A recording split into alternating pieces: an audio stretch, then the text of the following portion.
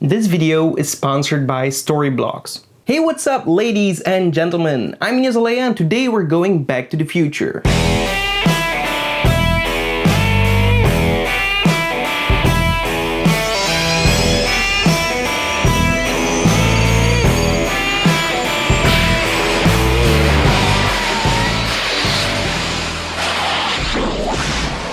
Alright, what's up everyone? My ribs are finally healed from my terrible and stupid electronic skateboard accident.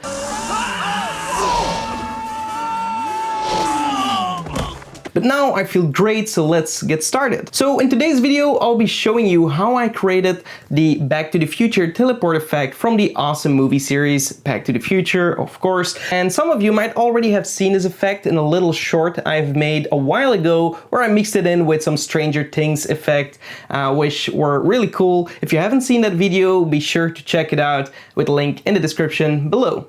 Alright, so for this example, I had the luxury to work on actual DeLorean footage, which you can also find on Storyblocks if you have the subscription. As you could see in the preview, I didn't shoot anything myself. I was able to edit everything with the footage I found on Storyblocks. Storyblocks is a great website for stock video clips, motion graphics, templates, backgrounds, and more. You can download from the unlimited library once you've set up a subscription, and you are allowed to use everything commercially. It's a great place to download extra high-end video clips if you don't have the option to shoot something on location due to the budget yourself. Maybe you would like a beautiful aerial shot but you don't have a drone or the licensing to shoot with your drone, then you can easily find amazing aerials also on their website. It's also a great way on adding some amazing B-roll on top of your own videos to enhance the production value, and as you've seen in the example, you can now create short films without filming anything. If you would like to learn more about Storyblocks, be sure to click on the link in the description below. So for this video, you won't need any third-party plugins. Everything is done inside of Adobe After Effects.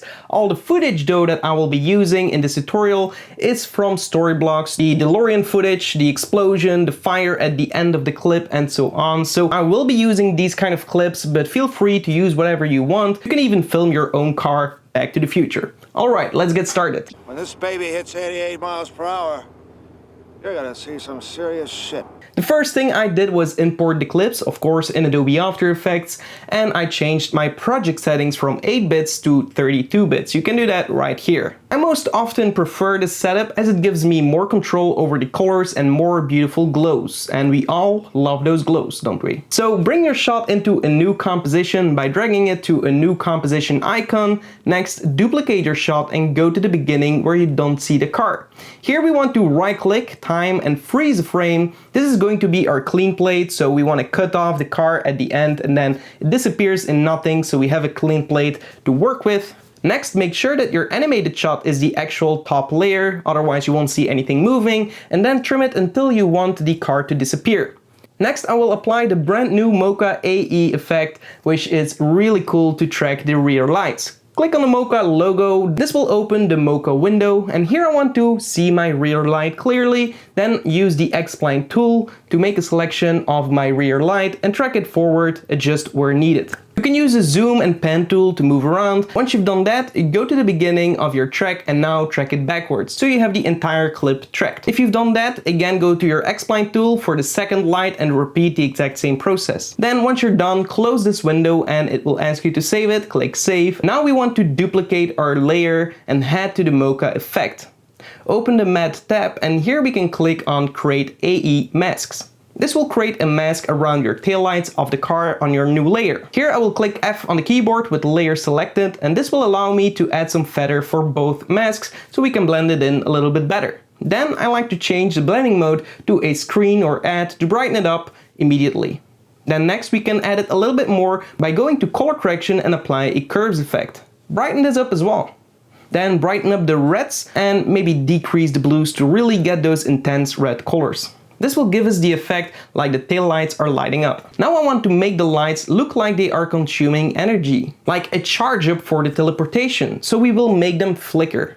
This is actually very easy. We will hit T on the keyboard, this will bring up the opacity, and then we want to create a keyframe for the opacity and set the value to 0, somewhere where you would like to start the charge. Then with the page down key on your keyboard, you will move forward one frame. Then increase the opacity a bit, something like 35, and then one frame forward, bring it back to 0. Then repeat this process until you want to finish, and then leave a few frames in between and bring the opacity to fully 100%. This will give us this kind of effect.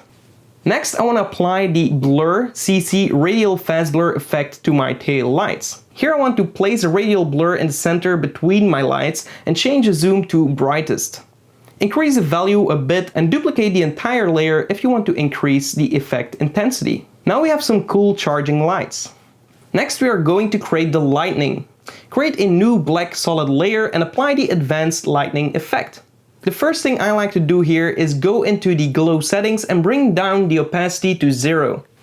I don't really like how the standard glow looks, so we're going to do that later on. Next, you can play around with the lightning settings until you like them, and then I'm going to apply some simple expressions to flicker the lightning on and off. First, I'll go into the core settings and alt-click on the stopwatch for the core radius. And here we want to write the expression wiggle, open parentheses, 7, 7, close parentheses. And then we go into the core opacity and write exactly the same but a little bit different values. Wiggle, open parentheses, 7, 75, and close the parentheses. This will change the value randomly 7 times a second, that's the first number, and then for a value of 75, the second number. So if you change that, it will also be different, of course.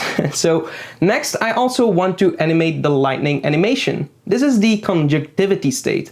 So here again, I want to alt-click on the stopwatch, and here we are going to write time times 100. This will make a constant animation. Now simply go to the beginning where you want the lightning to start and trim your layer. Set the lightning type to strike, and then click on the stopwatch for the origin and direction of the lightning, and you will see 2 circles while the effect is selected. And these 2 circles you can actually move around, and if you're going to do this each frame, you're going to animate them because you already clicked on the stopwatch. So move these around and each time move 1 frame forward and change the location of where you want the lightning hits. This all around the car.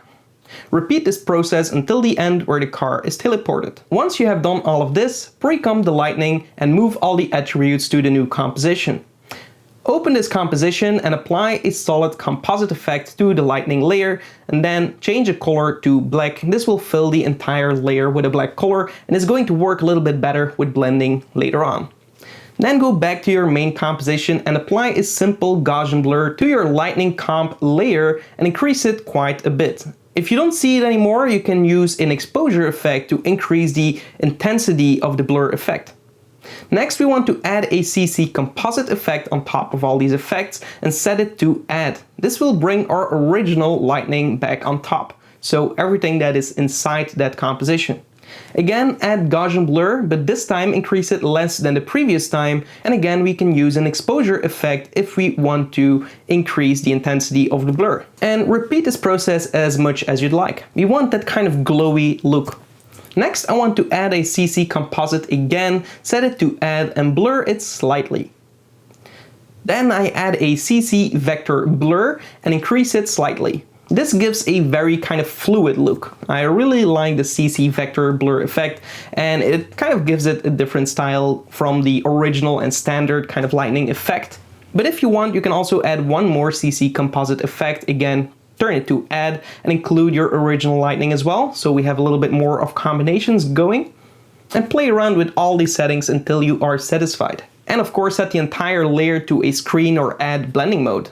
Lastly, we want to give the lightning some color. To do this, I will be using a plugin, but don't worry, it's a free one. I'm going to be using VC Color Vibrance. It's an amazing tool from Video Copilot, and I will put a link in the description so you can go ahead and download that. They allow you to use it for free, but it's an amazing plugin to give color to grayscale images or videos. It really makes your image very vibrant. So pick the color you'd like, in my case blue. Now we have this effect. And we're almost done.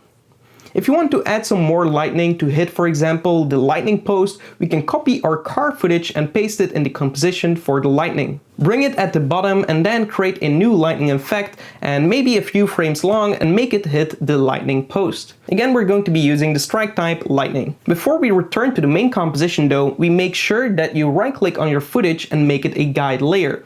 That way you can see it in the composition to use it as a reference, but once you go back to your main composition, it's not going to be visible anymore. So that's a great way to work in other composition with the reference of your original footage in your main composition. If you're still following me, great, good job. Hello? Hello?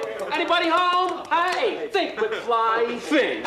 Then head back to the main comp. Now we want to create some reflections on the floor to make it look a little bit more realistic. Reflections are everything once we're working with kind of lightning effects. So we're going to create a new blue solid layer and mask out with an ellipse tool, an ellipse.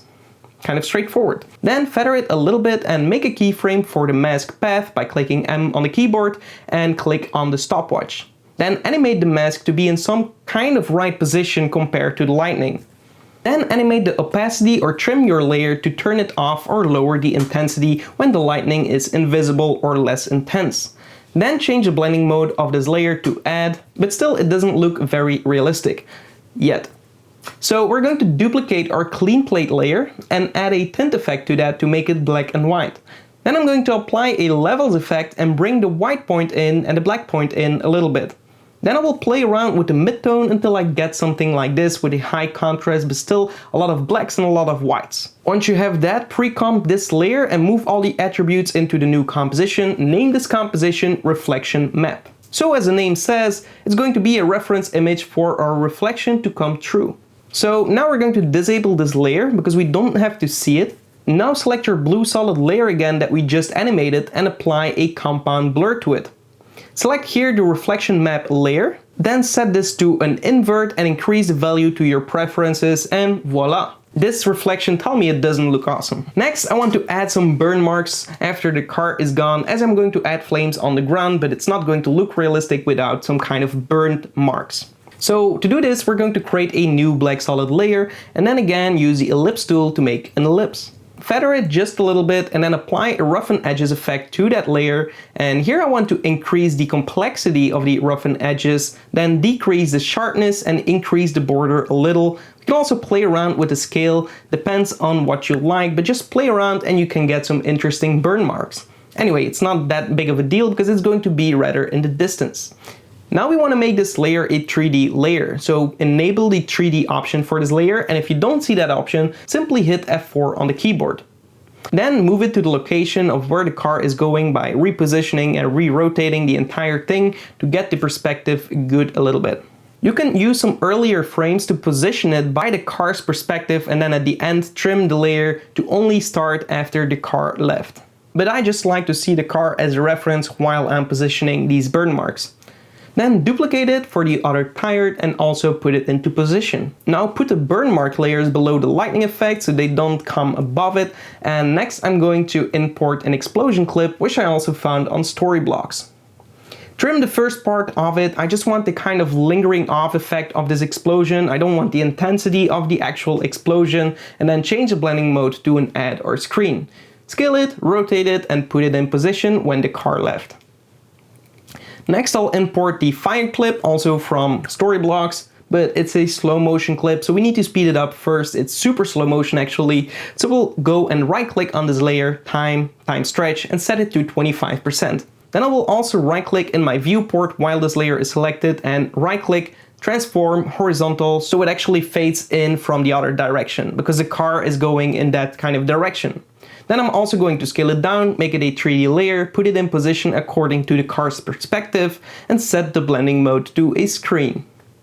I'm also going to mask out the starting part as this was cut off on the original footage. So I'll make a mask around it and set it to subtract, feather it just a little bit so we don't see those ugly edges, and then duplicate it again to put it on the position for the other tires. Next we can bring in some friends of the lightning, being sparks, also found on Storyblocks. I'm going to import these into the composition, setting the blending mode to add and scale and position them in different places. The car, the light pole, the end of the clip, just be creative and play around a little.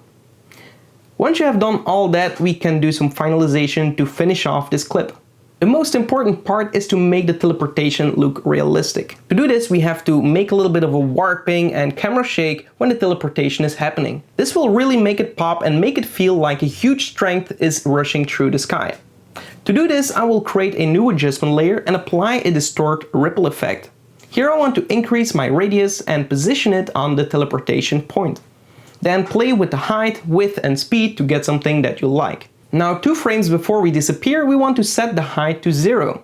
Then create a keyframe and set the value to your preferences. Then 10 frames to 20 frames forward, we want to set the height back to 0. We can also click on this keyframe and go to Keyframe Assistance Easy Ease, and this will make it come to a smooth stop. You can even open the graph editor and smoothen out that curve. And then lastly, I want to add some camera shake. This I did by creating another adjustment layer and apply our TC shake effect. This is one of the effects that comes in our Epic Transitions pack. If you don't have that, you can also do it yourself with some position keyframes to make it look like an earthquake. There are plenty of tutorials on how to do that, so I won't be covering that in this video. And as I already have this preset, I will just use this one. Then I'll move the keyframes to that center, keyframe it as the point where the car left. Move the first keyframe closer, somewhat 2 frames before the car left, and then leave the last keyframe where it is so it can linger off the effect. And voila! We have our Back to the Future teleport. That's it for this tutorial. I hope you enjoyed it. If you did, I would appreciate it if you would drop a like. Also subscribe to the channel and hit the notification bell to stay notified when I upload new videos. And apart from that, I hope to see you guys in the next one. Goodbye.